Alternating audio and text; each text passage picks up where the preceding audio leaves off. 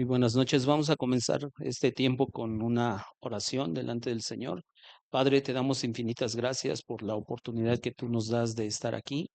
Pedimos en esta noche, Señor, que tú nos ayudes, Señor, a entender tu palabra, que el nombre de Cristo sea glorificado, Señor, y también, oh Dios, pedimos por nuestro hermano Tomás, nuestra hermana Gisela, Señor. Te pedimos que tú, oh Dios, extiendas tu mano, Señor, y que tú fortalezcas, oh Dios, su cuerpo. Sabemos, oh Dios, que tú puedes traer sanidad y pedimos por la sanidad de ellos. Pedimos, oh Dios, que tu nombre sea glorificado a través de esta situación, Señor. Oh Dios, que incluso la iglesia, oh Dios, donde ellos están, Señor, puedan ser un apoyo, Señor, para ellos. Toca los corazones, Señor, de los médicos, Señor, toca los corazones de las enfermeras que están cerca. Y pedimos, oh Dios, que tú estés en este tiempo obrando, Señor, y que a través de esto, Señor, el nombre de Cristo sea glorificado, Señor, en el nombre precioso de Jesús. Amén.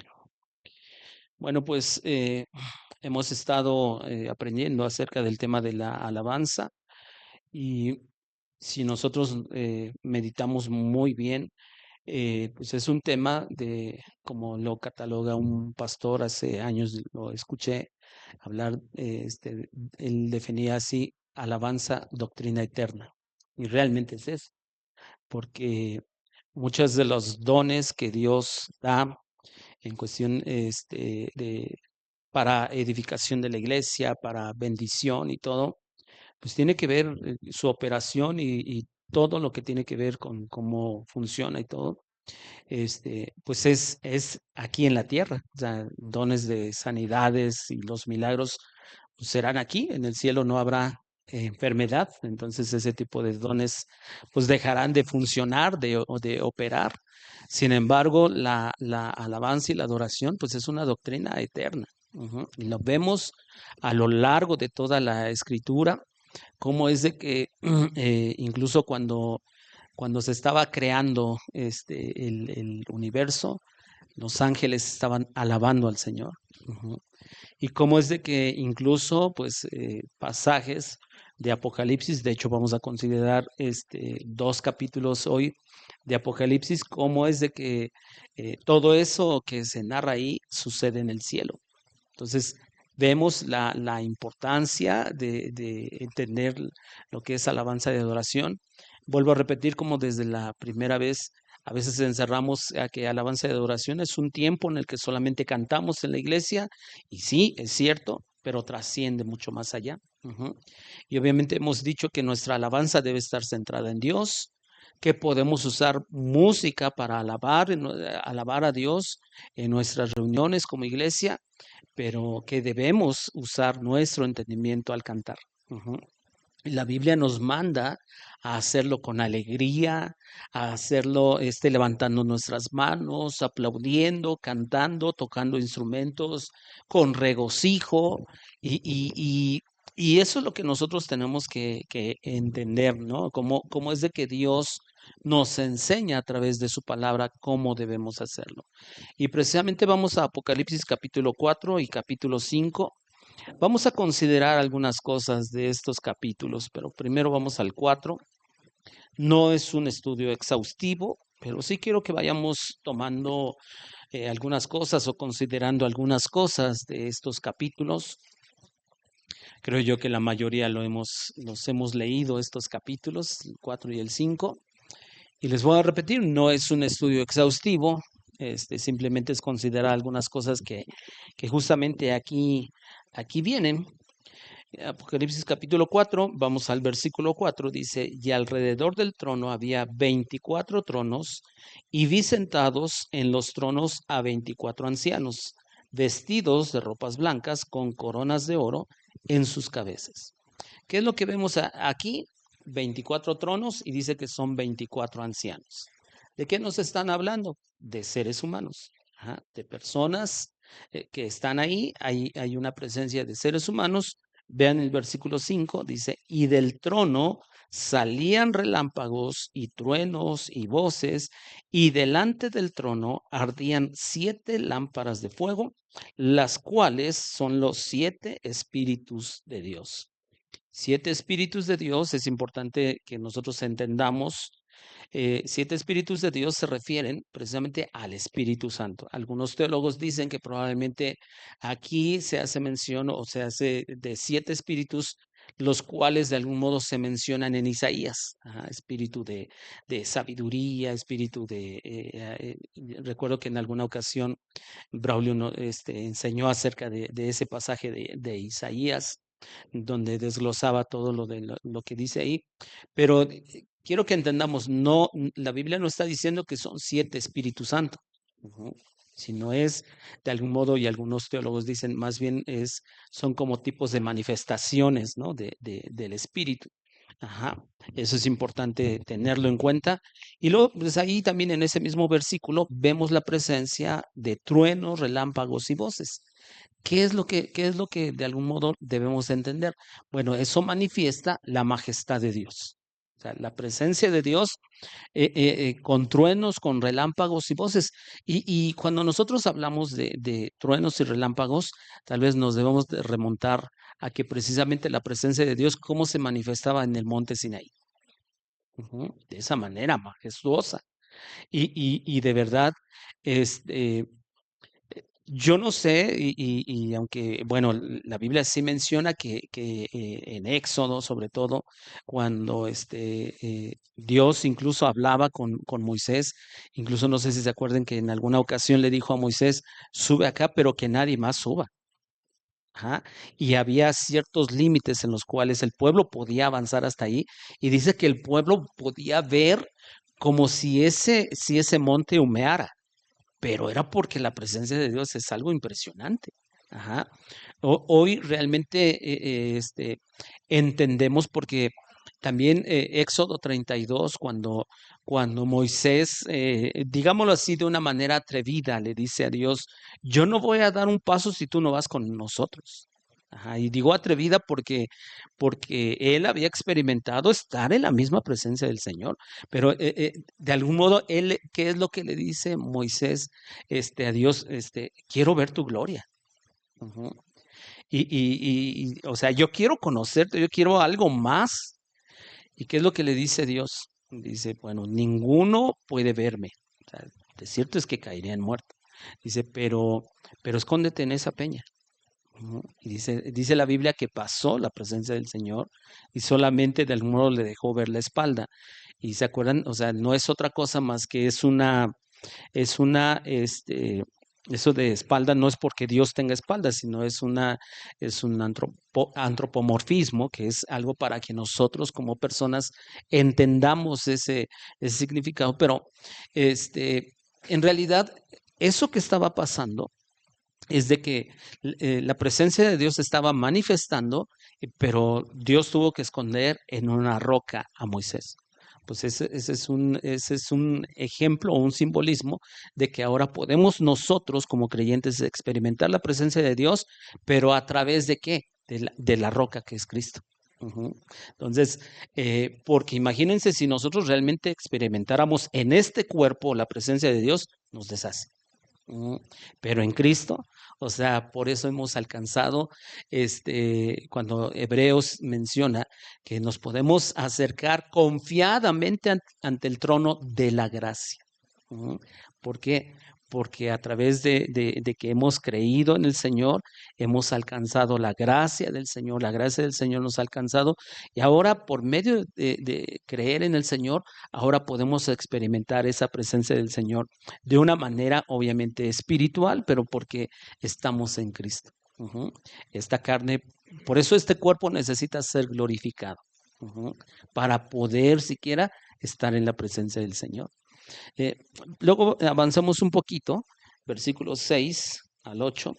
Dice, y delante del trono había como un mar de vidrio semejante al cristal, y junto al trono y alrededor del trono 4 seres vivientes llenos de ojos delante y detrás. El primer ser viviente era semejante a un león, el segundo era semejante a un becerro, el tercero tenía rostro como de hombre, y el cuarto era semejante a un águila volando. Y los 4 seres vivientes tenían cada uno 6 alas y alrededor y por dentro estaban llenos de ojos. Y no cesaban día y noche de decir, Santo, Santo, Santo es el Señor, Dios Todopoderoso, el que era, el que es y el que ha de venir. Aquí se mencionan la presencia de 4 seres vivientes, que se acuerdan, ya los mencionamos, y ya vimos a través de la Biblia quiénes son esos 4 seres vivientes, pero aquí este versículo dice que estaban llenos de ojos. Estaban llenos de ojos. Eh, no es otra cosa más que esos 4 seres vivientes, ¿se acuerdan que en Ezequiel vimos que eran qué? Querubines. Ajá, querubines. Y esos seres vivientes, dice estos versículos, que no cesan de exaltar un atributo de Dios. ¿Cuál es ese atributo de Dios? Santidad. Santidad. Ajá. Y me llama la atención, ¿por qué el atributo de santidad? ¿Por qué no cualquier otro atributo? ¿Por qué no cantan? Porque esto, si pusieron atención en el versículo 1, esto se desarrolla en el cielo. Esto está pasando en el cielo. Ujú. Pero, ¿por qué no dicen el todopoderoso, o el grandioso, no sé, sino el único que se menciona aquí en la Biblia es santidad. Ahora, no quiere decir que de lo único que debemos de cantar es sobre ese atributo, pero sí nos hace mención de qué, de que debemos cantar o nos enseña que debemos cantar y exaltar los atributos de Dios, pero el cielo exalta la santidad de Dios. Ujú. Ahora, este, avancemos un poquito y les voy a repetir, no es un estudio exhaustivo, pero sí quiero que consideremos algunas cosas. Dice el versículo 9, vamos al 9 y 10, y siempre que aquellos seres vivientes dan gloria y honra y acción de gracias al que está sentado en el trono, al que vive por los siglos de los siglos, los 24 ancianos se postran delante del que está sentado en el trono y adoran al que vive por los siglos de los siglos y echan sus coronas delante del trono diciendo. Otra vez aparecen los seres vivientes bueno, y dice aquí, y siempre que aquellos seres vivientes. Pero ¿cada cuándo sucede eso? ¿Eh? Todo el tiempo. Porque versículos previos nos dice que sin cesar, están día y noche. Y el versículo 9 dice, y siempre que aquellos seres vivientes dan gloria, quiere decir que hay una adoración continua. Ajá. Ahora, la adoración aquí, ¿hacia quién está centrada? ¿Hacia quién está? ¿Hacia el Padre, hacia el Hijo o hacia el Espíritu Santo? Hacia el Padre, porque es el que está sentado en el trono. Si ustedes se dan cuenta, en el capítulo 4 se enfatiza el que está sentado en el trono. Ujú. Ahí, o sea, no vamos más allá del texto. Eso es lo que está diciendo el capítulo 4. Ujú. Eh, este, Todo el tiempo hay adoración a Dios en el cielo. Y aquí que nos está diciendo, y siempre que aquellos seres vivientes, esos 4 seres vivientes que ya dijimos que son querubines, y dice el versículo 10, los 24 ancianos se postran del que está sentado en el trono. Quiere decir que allá en el cielo, tanto los seres angelicales y los seres humanos se unen para adorar al que está sentado en el trono. O sea, en el cielo hay una adoración continua, hay una adoración constante, pero se unen cielo y tierra para exaltar al único Dios, al Dios verdadero. Luego, vamos un poquito más adelante, el versículo 11. Señor, digno eres de recibir la gloria y la honra y el poder, porque tú creaste todas las cosas y por tu voluntad existen y fueron creadas. Ajá. Vemos aquí que se exalta la dignidad del Creador. Ajá, la dignidad. Están cantando el cielo y la tierra aquí, Señor, digno eres. O sea, la palabra digno significa merecedor. Tú eres el merecedor de la honra, de la gloria, el poder. Y aquí das la razón. ¿Por qué? porque tú creaste todas las cosas y por tu voluntad existen y fueron creadas. Entonces, vemos en este capítulo la adoración ante el trono de Dios. Avancemos al capítulo 5. Veamos el versículo 1. Y vi en la mano derecha del que estaba sentado en el trono un libro escrito por dentro y por fuera, sellado con 7 sellos. Aquí, ¿quién aparece en escena? O sea, en este capítulo 5. ¿Quién está? El que está sentado en el trono es el Padre. Ahorita aún está este versículo 1 mencionando al que está sentado en el trono. ¿Qué tiene en la mano derecha? Un libro. Ahora, y dice que ese libro está escrito por dentro y por fuera, pero la palabra libro no es, o sea, nosotros lo entendemos como lo que tenemos, o sea, en nuestras Biblias, ¿no? Libro, en realidad, de hecho, la palabra en el original es la palabra biblión. No exactamente quiere decir que Dios tenía en ese momento la Biblia, ajá, sino un biblión grandote, ¿no? Sino que la palabra biblión se puede traducir como rollo. ¿Se acuerdan que, por ejemplo, en Ezequiel 2, Dios le dice a Ezequiel, come este rollo, este libro que te doy? Y no era otra cosa más que la palabra.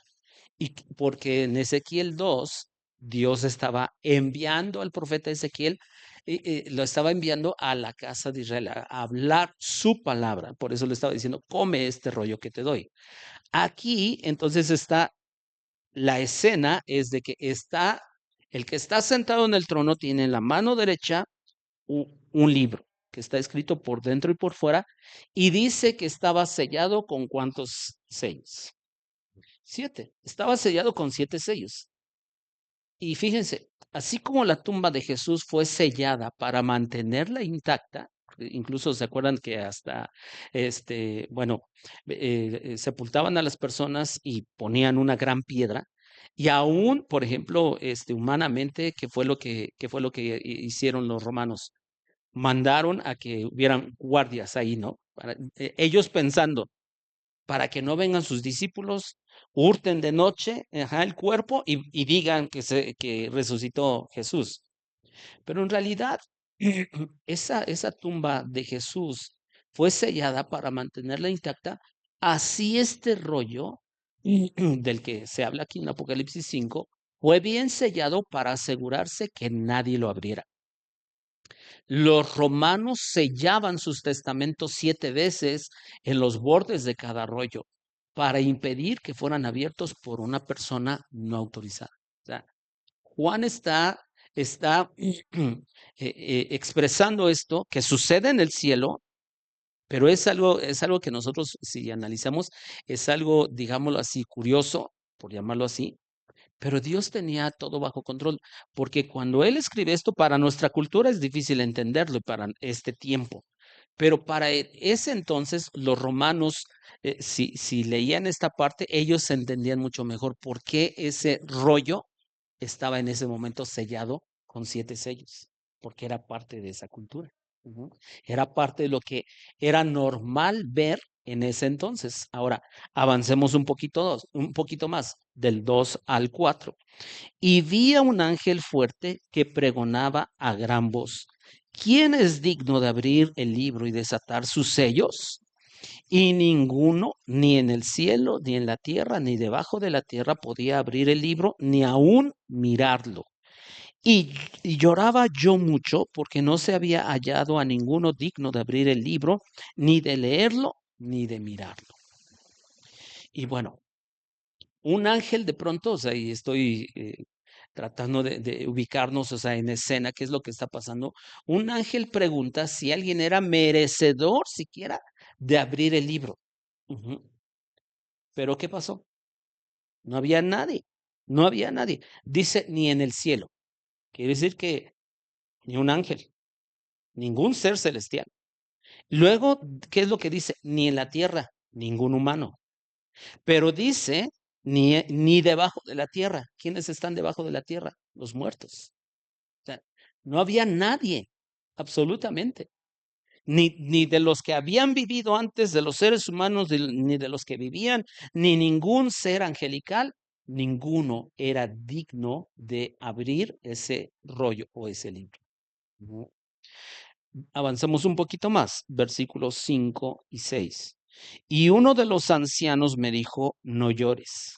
He aquí, el león de la tribu de Judá, la raíz de David, ha vencido para abrir el libro y desatar sus 7 sellos. Y miré y vi que en medio del trono y de los 4 seres vivientes y en medio de los ancianos estaba en pie un cordero como inmolado que tenía 7 cuernos y 7 ojos, los cuales son los espíritus de Dios enviados por toda la tierra. ¿Quién? O sea, un ángel pregunta, pero ahora ¿quién aparece en escena en el versículo 5?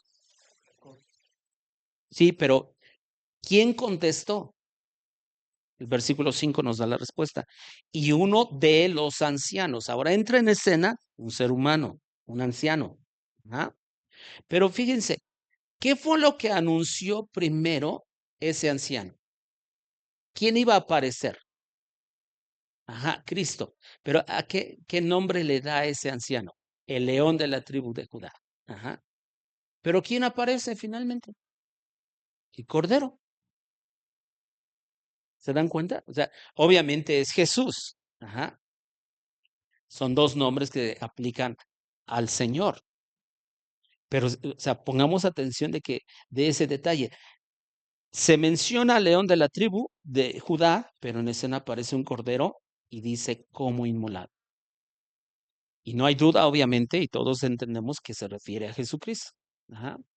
Pero el anciano se refiere como aquel que en realidad venció. Recordemos algo, la primera vez que vino Jesús aquí a esta tierra, vino como un cordero. Es más, Juan se refirió a él como que, como el cordero que quita el pecado del mundo. Pero la segunda vez que venga Jesús a esta tierra, vendrá como qué? ¿Vendrá como ese cordero? Ya no, ya vendrá como el león de la tribu de Judá, como el vencedor y vendrá a justiciar a todos sus enemigos. Ujú. Ahora, sabemos bien que Jesús venció el poder de las tinieblas. O sea, se anuncia un león de la tribu de Judá, ya para esto en Génesis, cuando Jacob profetiza sobre sus hijos, se refiere y él hace mención en realidad a Jesús, solo que ahí se menciona que iba a ser un cachorro de león, pero en realidad se estaba refiriendo a quién. O sea, acuérdense que Antiguo Testamento apunta a Cristo. Ujú. Y entonces Jesús camina aquí en la tierra, viene como ese cordero, incluso se acuerdan cuando lo aprendieron y todo eso, dice que ni siquiera su boca abrió, porque se iba a comportar como qué, como ese cordero. Y un cordero es manso, o sea, es parte de su naturaleza. Pero un león es manso, no, ya no, para nada. Jesús venció por medio de su sacrificio perfecto en la cruz. Y es importante notar que a pesar de que la Biblia presenta a Jesús en su primer venida como ese cordero que ya mencionamos, y que el cordero es de los animales más nobles. Ujú. Difícilmente un cordero te va a atacar. O sea, es casi imposible que un cordero te ataque. Sin embargo, ese cordero venció las fuerzas de las tinieblas. Y por eso aparece aquí, con lo que se menciona en este versículo 6, como dice aquí, un cordero como inmolado. Y aunque mayormente se considera al cordero como símbolo de desamparo y debilidad, el cordero que se menciona en este versículo dice así, si ustedes se dan cuenta, estoy en el versículo 6, dice, estaba en pie un cordero como inmolado que tenía 7 cuernos y 7 ojos, los cuales son los 7 espíritus de Dios enviados por toda la tierra. Esta expresión ya la vimos en el capítulo 4. Ujú. Pero fíjense, ¿Por qué? O sea, este es un cordero ya diferente. ¿Por qué? Porque se menciona 7 cuernos, que es un simbolismo de su poder perfecto. Ujú. De un poder perfecto y dice 7 ojos. ¿Indicador de qué?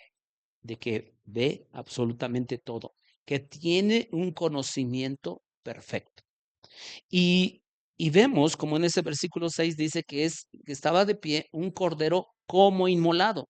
¿Ustedes saben qué significa la palabra inmolado?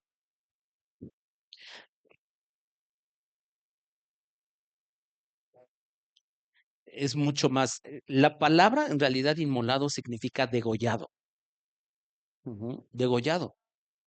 Sabemos que el Señor no fue degollado o no fue decapitado, sino es una expresión que se refiere a que, a que fue sacrificado, pero que venció a la muerte porque en esta escena se narra como un cordero que está vivo.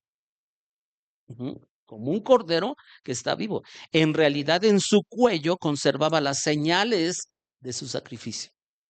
¿Se acuerdan que incluso cuando Jesús resucita, qué es lo que le dice a Tomás? Mete tu mano en mi costado. Y eso. O sea, aparece en escena como y Juan usa esa expresión como inmolado, no porque en realidad pues, le hubieran cortado la cabeza a Jesús, eso no pasó, no sucedió. Pero esto es lo que nos quiere realmente dar a entender Juan en esto que Dios le revela. Ujú. Versículo 7. Y vino y tomó el libro de la mano derecha del que estaba sentado en el trono, y cuando hubo tomado el libro, los 4 seres vivientes y los 24 ancianos se postraron delante del Cordero. Todos tenían arpas y copas de oro llenas de incienso, que son las oraciones de los santos. Entonces aparece ya ese cordero como inmolado. Ahora toma ese rollo de la mano derecha del que está sentado en el trono, y entonces todos los seres angelicales y todos los seres humanos, lo primero que hacen es se postran. ¿En señal de qué? De un reconocimiento. Cuando alguien se postra, y sobre todo eso lo vemos, sobre todo en las películas, ¿verdad? Cuando va pasando el rey, todos se postran. ¿Por qué? Porque están reconociendo la autoridad y la dignidad de la persona. Ujú. Eso es lo que está narrando la escritura. ¿Y qué fue lo que comenzaron a hacer? Empezaron a rendir adoración. Pero fíjense, ahora ya no, o sea, el capítulo ya no, esa adoración ya no está dirigida al Padre. Ahora, ¿hacia quién está dirigida? Hacia el Hijo.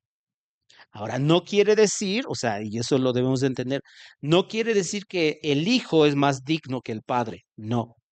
Ujú. Porque eso sería un error tremendo interpretar eso. Ujú. Solo que solo que se menciona también la dignidad de Jesús. Ujú. Pero si nos damos cuenta, capítulo 4, cuando habla de las 7 lámparas se asocia con los 7 espíritus de Dios, aquí en el capítulo 5 también está ahí. ¿Por qué? Porque en una adoración celestial, en una adoración que está dedicada a Dios, que está dedicada al Cordero de Dios, está presente ¿quién? El Espíritu Santo. El Espíritu Santo. Ujú. Y que sabemos que es el que nos guía. Entonces, en nuestra adoración, o sea, eso ya por aplicación, nuestra adoración está siendo guiada por el Espíritu Santo. Ujú. Nuestra adoración está centrada en el Padre, en el Hijo y también en el Espíritu Santo, porque conocemos muy bien que creemos en un Dios trino. Ujú. Y está ahí presente el Espíritu Santo. Ahora, el Espíritu Santo no se está sintiendo menos porque no lo están adorando, porque, porque finalmente los 3 son uno. Ujú. Es Dios, exactamente. Entonces, ¿qué otra cosa podemos notar en estos versículos? Dice, vamos en el versículo 8, ¿verdad? Dice la segunda parte, todos tenían que armas y copas de oro. Entonces, aquí nos vuelve a repetir o nos vuelve a mencionar, eso acuérdense, está sucediendo en el cielo, se mencionan instrumentos musicales. O sea, allá en el cielo, o sea, aquí solamente se mencionan las arpas, pero yo estoy casi seguro que habrá instrumentos que ni siquiera nos imaginamos allá en el cielo. Ajá.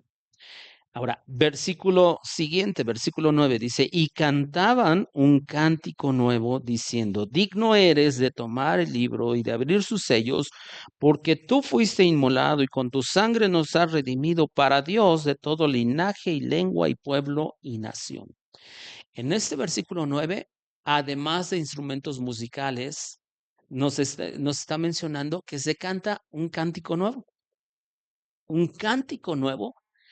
pero ¿en quién está centrado? Les decía yo hace un rato, si se dan cuenta, ya no está centrada en el que está sentado en el trono, sino ahora en el Cordero. Ujú. En ese Cordero vencedor. Y una mujer llamada Cristina Rossetti dice, el cielo se revela a la tierra, o sea, de revelación o de rebeldía. El cielo se revela a la tierra como la patria de la música. Esa frase me gustó a la hora de estar leyendo acerca de esto. El cielo se revela a la tierra como la patria de la música. Ujú. O sea, algo podemos estar seguros. En el cielo hay música. En el cielo hay adoración. En el cielo hay cántico. Ujú. En el cielo. Y ese cántico se centra precisamente en la dignidad de Jesús para abrir el libro, o es el único que podía abrir ese libro, porque Él es el único que venció a la muerte y al poder de las tinieblas. Ujú. Y esa adoración celestial también se basa en que por medio del sacrificio del Cordero inmolado, Él compró, porque vean la frase de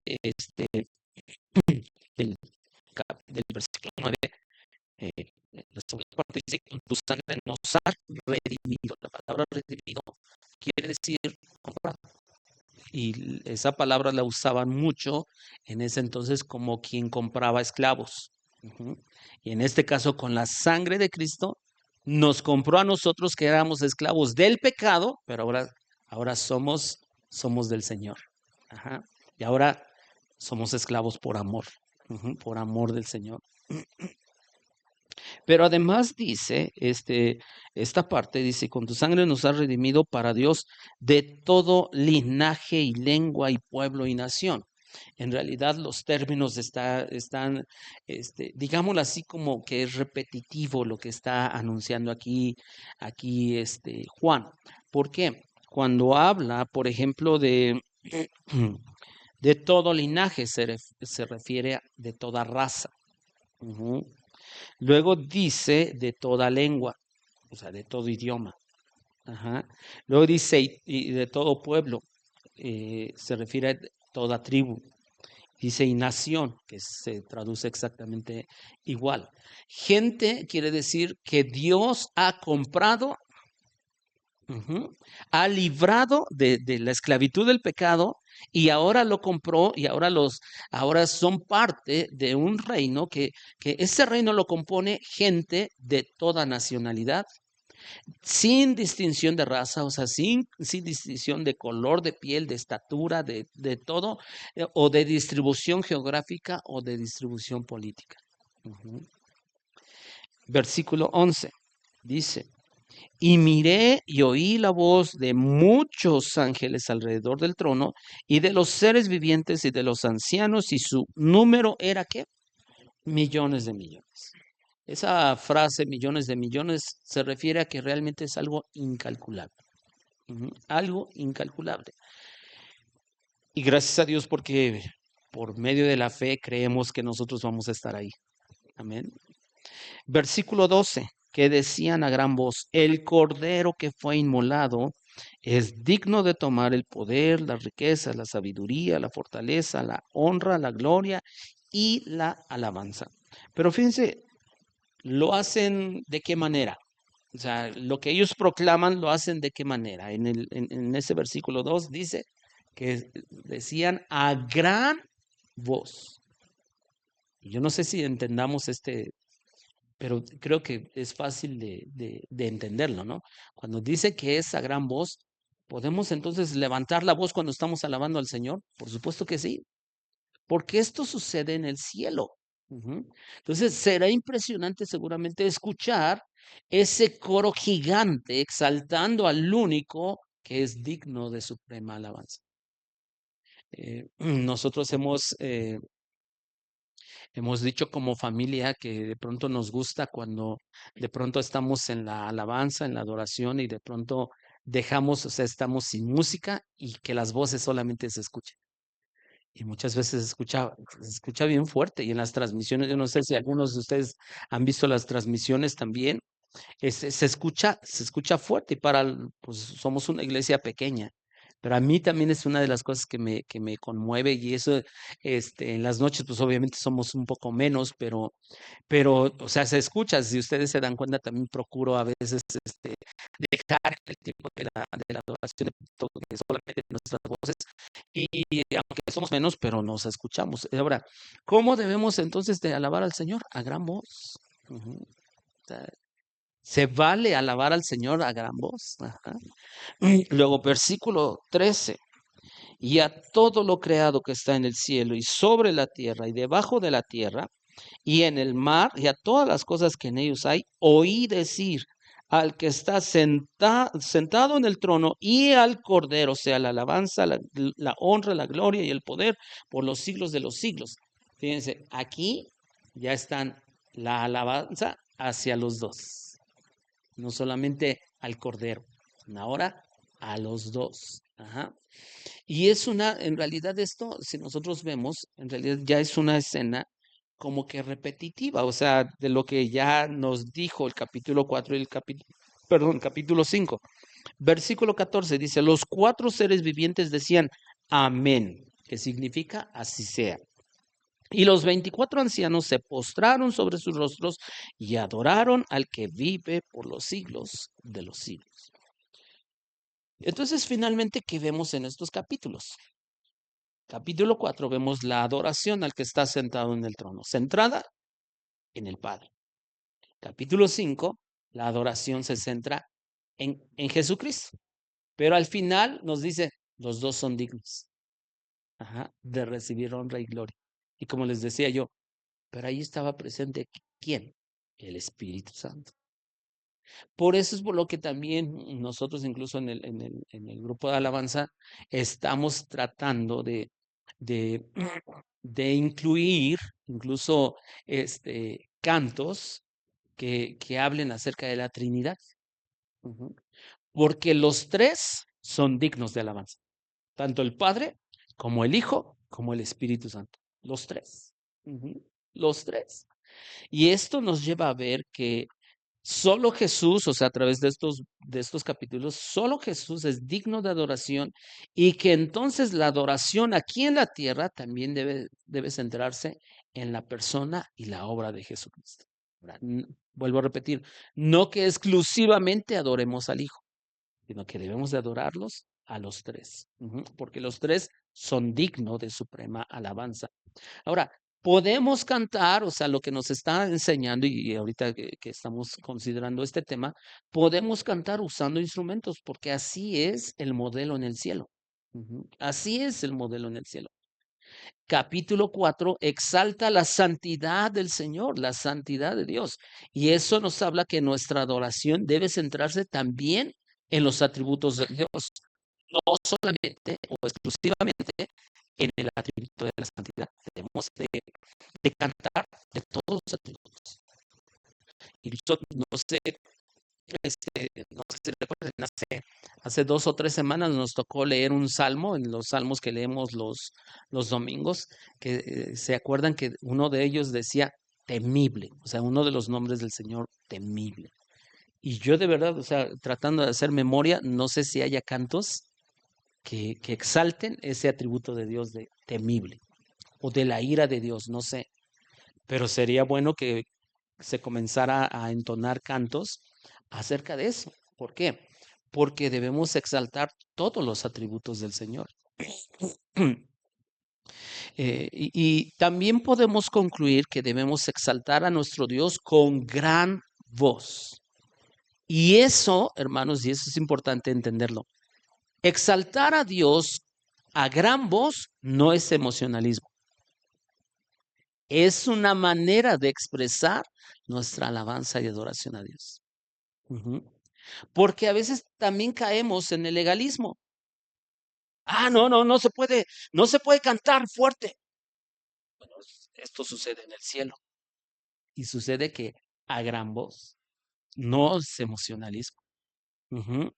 Ajá. Sino es una señal de reconocimiento de la dignidad de nuestro Dios. Ujú. ¿Y qué es lo que vemos finalmente en todo esto? ¿Cómo cierra el capítulo 5? Que en realidad toda la creación adorará al Señor. Ujú. Y pues de esta manera terminamos y les decía yo al inicio, no es un estudio exhaustivo, obviamente si lo quisiéramos desglosar tardaríamos mucho, pero era considerar algunas cosas que nosotros debemos de entender, cómo se adora al Señor en el cielo y cómo eso nos sirve de modelo, de ejemplo para adorar al Señor aquí en la tierra, en nuestras reuniones. Ujú.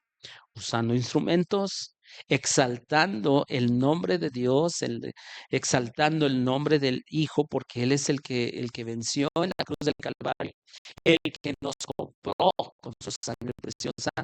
Y nosotros, o sea, será seguramente extraordinario el momento en el cual nosotros nos unamos al coro celestial, será seguramente impresionante. Yo me acuerdo, he estado en algunos eventos de miles de personas, se escucha impresionante la alabanza a Dios. La expresión aquí que leímos, ¿no? De millones, seguramente ha de ser impresionante. Ujú. ¿Por qué? Porque Dios es impresionante y que podemos adorarlo con instrumentos de música, que podemos adorar al Señor a gran voz. Ujú. Entonces, yo les animo que en cualquier situación, dice el Salmo 34, bendeciré a Jehová en todo tiempo, mi alabanza esté de continuo, su alabanza esté de continuo en mi boca. Ujú. ¿Por qué? Porque el Señor es digno. Y nuestra alabanza no depende de nuestras circunstancias, sino de lo que Él es. ¿No?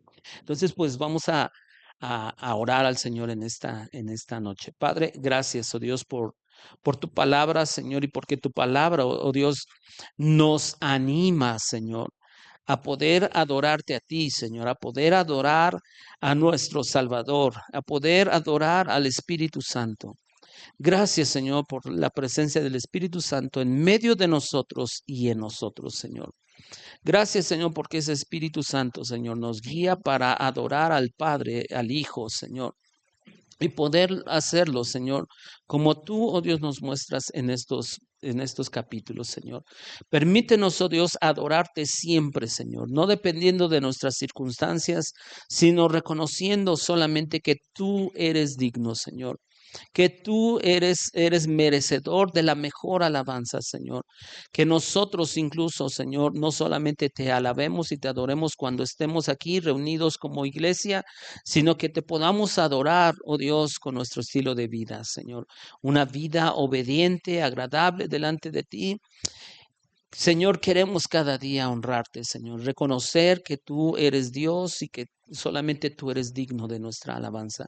Tú nos compraste con tu sangre preciosa, amado Jesús. Ahora, oh Dios, somos esclavos por amor. Tú nos compraste, Señor, porque nosotros éramos esclavos del pecado, esclavos, oh Dios, del mundo, Señor. Pero ahora tú nos libraste y ahora nos has hecho hijos de Dios, Señor.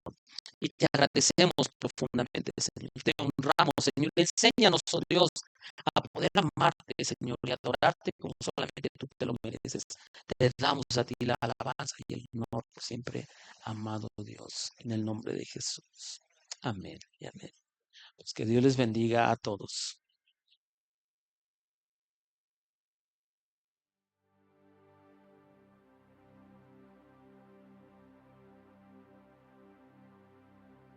Su gracia del Señor, que a un infeliz salvó. Fui ciego, mas hoy miro, perdido y él me halló. Su